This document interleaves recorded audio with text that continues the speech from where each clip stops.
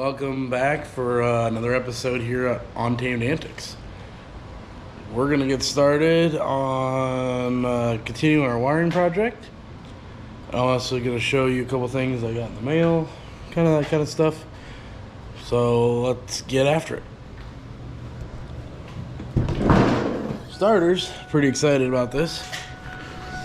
I got my winter sidewinder shifter in. I got it in the rock gate, so you can see it's an open gate from third to reverse. You know, getting the wheelie action, you need to pop her back. You just click her up in a reverse and try and get those front tires back down on the ground. So that's pretty cool. One thing I didn't realize is that it's much wider than the factory shifter. So I'm not really sure how we're going to get this in here yet without mutilating the center console completely. But another thing we're going to work on. I've been working on getting this wiring wrapped up off camera. So I'm down to just a few bits. I gotta add my turn signal wire into that headlight over there yet, and a high beam wire, which I already located them. I got a bunch of little, I gotta terminate these into the fuse box, and then underneath here is like a whole nother good bit of wires I'm gonna terminate out. Other than that, it's all kind of taped up and ready, making sure that all the wires land where they're supposed to, and I'll be able to, you know, plug them in as I'm supposed to, and so forth. And I'm going to put split loom on it, obviously, in the end, but I just wanted to make sure everything was good before I got that far. So plug everything in, test it, and then continue. So I also got some LED bulbs for our headlights, and I think we're gonna have to polish these out, but not really a concern at the moment. Something I'll probably do off camera, just because it's not that interesting. But yeah, just gonna keep working forward, and I'll bring you guys along for the ride. Well, after a little bit of messing around, I don't have it loomed yet, but I haven't tried that headlight, so we'll see if she works. See if they all work.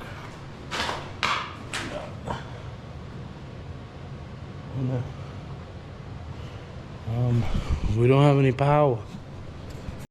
Alright, we'll just make sure all the lights work, and then we can loom it all up. So we got hazards going. So that's a major step towards the right direction here. Let's see what else we got. We got, I assume, low beams, and this side isn't actually grounded, so probably make a difference. Hey.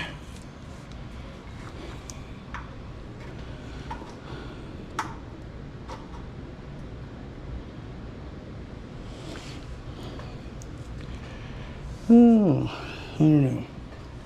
Kind of acting weird. But it could be just that.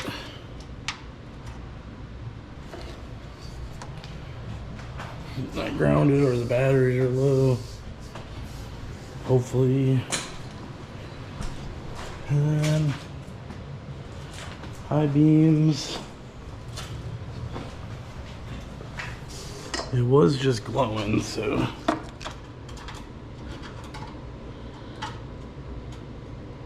High beam. Well, yeah, forgot to put the ground on, so it's probably half the problem. Those LEDs switched out and stuff, things will be won't have as much draw. Plus, all my grounds are loose and stuff. I'm just trying stuff out right now, so progress is progress. What was that, Dad?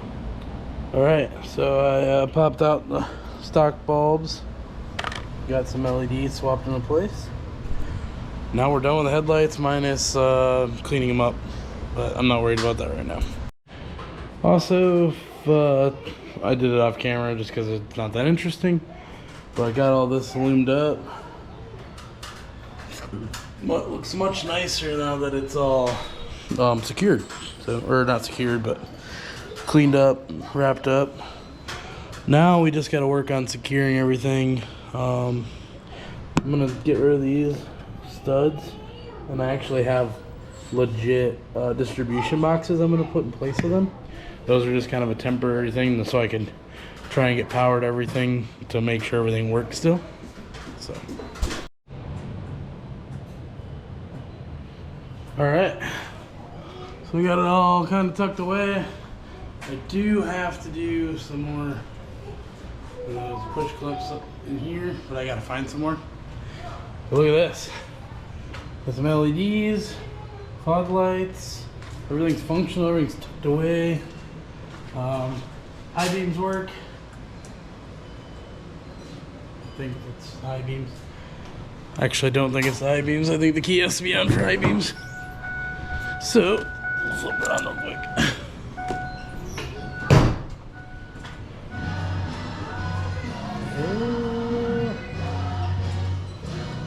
Yeah, there's a good difference in high beams there.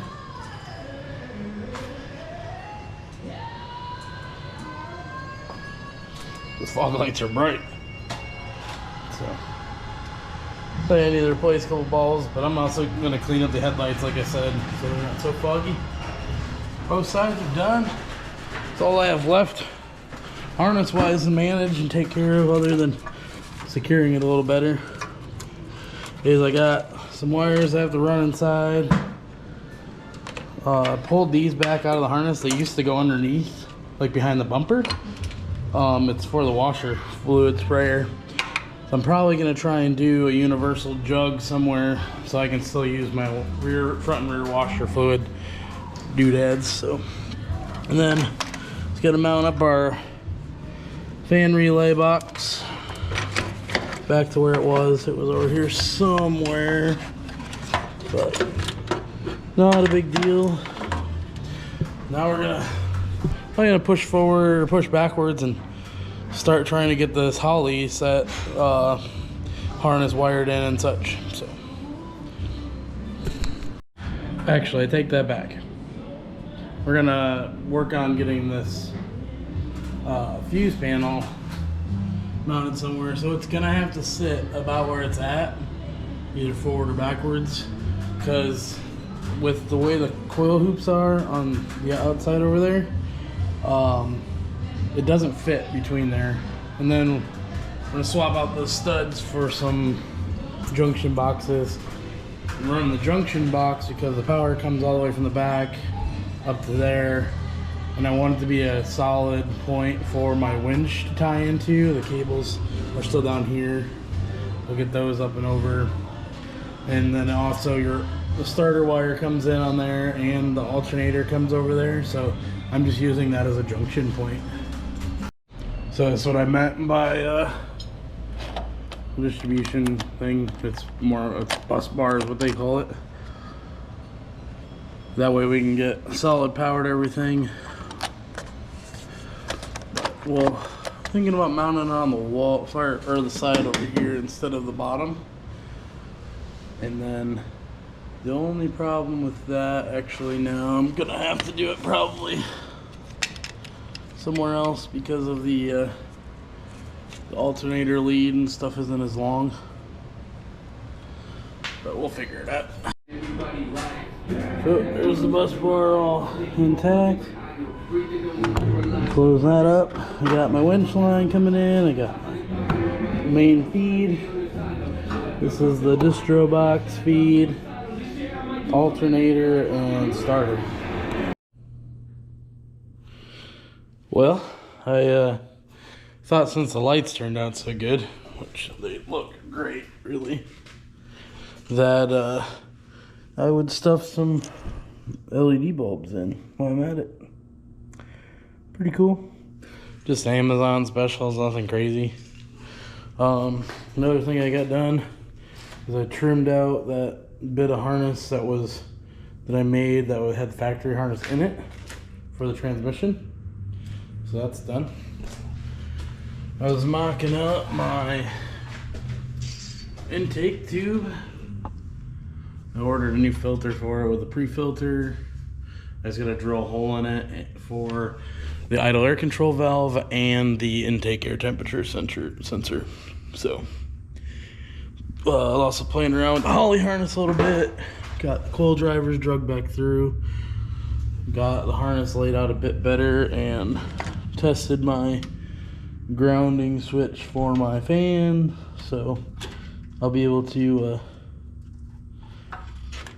tap into the Holly system and use that as my ground trigger for my relay. So that's all pretty easy stuff.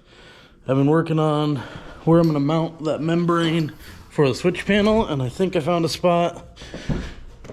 I'm going to put it in through here on the side and just have it basically come out if I ever have to add more wires to it, and kind of mount it in there, maybe.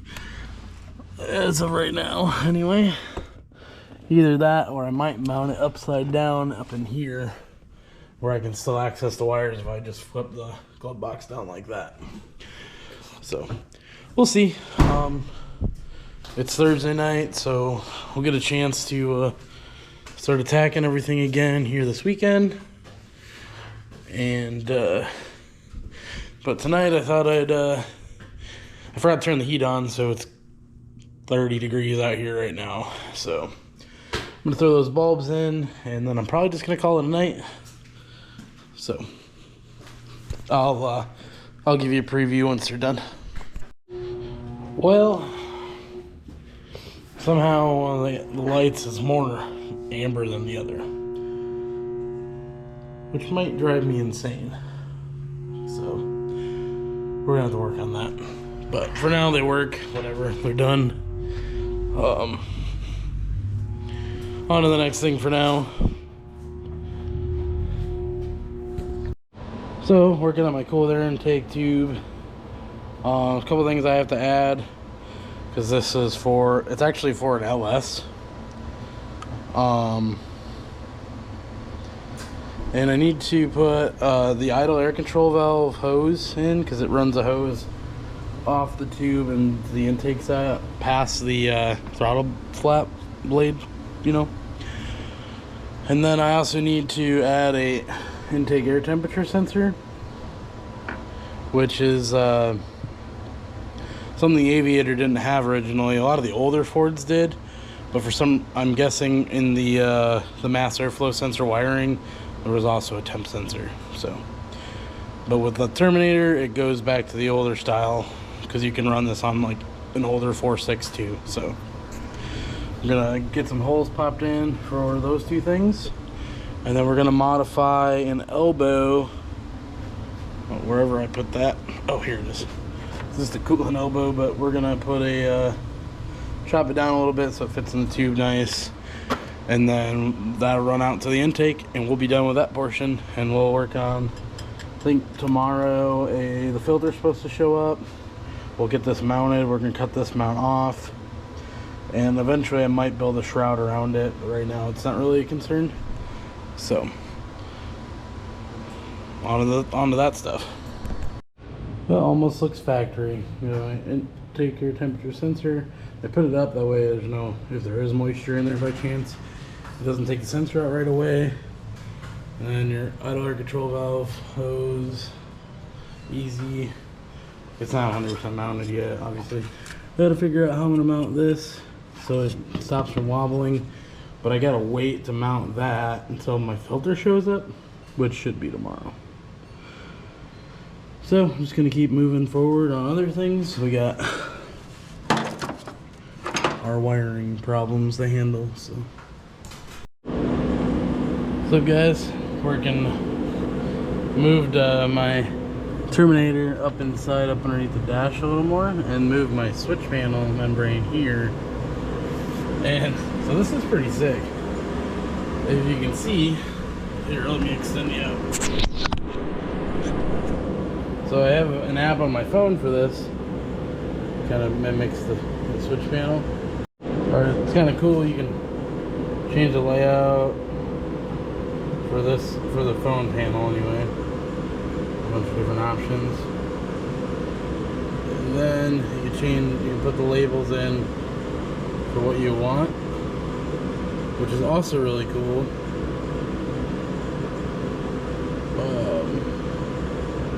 I'm not really sure what that button does, but if you maybe it's just turning it on. So now we're back to the actual switch panel, and you'll see if I click the button, it's all Bluetooth. Isn't that wild? It'd be super sweet to be able to turn on your lights and stuff when you're not in the truck. So, pretty excited about that. Yeah. It even says what the voltage of the truck is, that battery is bad. It's a brand new battery. Optima seems to always be like that. But anyway, we keep moving. Well, I've been working off camera a little bit, trying to get some other stuff done. Got a lot of that wiring bundled up. The only thing left is the fuel pump wire that triggers the fuel pump. Easy peasy. I started tearing apart. I took the old shifter out. I'm just kind of working on trying to figure out what I'm going to do with this shifter. And I also mounted my Terminator X dash and my Quick 4 controller. Tried to keep it flush. I had to delete the heater vents, but that's okay. We don't need those. Well, I don't want you guys to think I forgot about you, so I'm going to show you the last thing I've been working on, and then probably going to cut it there and move on to the next one.